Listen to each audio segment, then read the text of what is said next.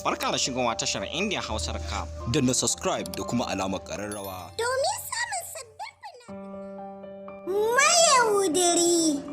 Mayaudari kayatattun kafce ne da kamfanin Algaita Studio masu birbiɗan fassara suka fassara muku shi. Mayaudari kayatattun labari ne akan wani mashahurin jarumi wanda ya yi shura a tsantsan yaudara. Yana tsaka da yin yaudarar sai ya gamo da wata 'yar uwarsa wanda ta zo ganin gida a garin Indiya. Bancin karantar halayensa da kamuwa da soyayyar shi, ta zo ta same shi suka kulla alkawarin cewa za su kasance a guri ɗaya tsawon mako guda. Idan har ya ji ya kamu da soyayyanta, sa hanzarta wajen yin aure. Idan ko aka samu akasin haka, zaɓi ya rage nashi, ita kuma za ta haƙura. Mayaudarin naka kai tsaye ya karɓi wannan soyayyar tata, don ya daɗe yana yaudarar sauran 'yan mata.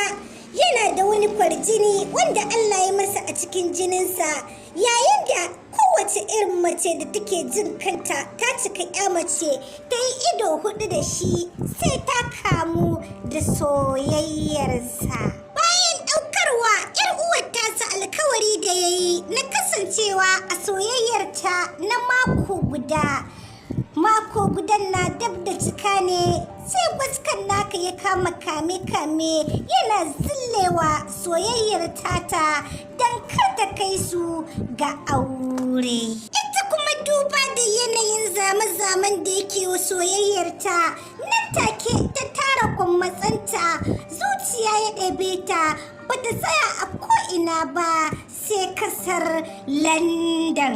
Fuskan naka bai tashi sanin ya riga da ya kamu da soyayyarta ba, sai da ya ga babu ita a kusa da shi, ya ga ba zai iya rayuwa ba ita ba, ya tara kummatsansa shi ma ya bi ta kasan London. Tabbas wannan kafce na kunshe da cakwakiyoyi fin wanda na furta a baya.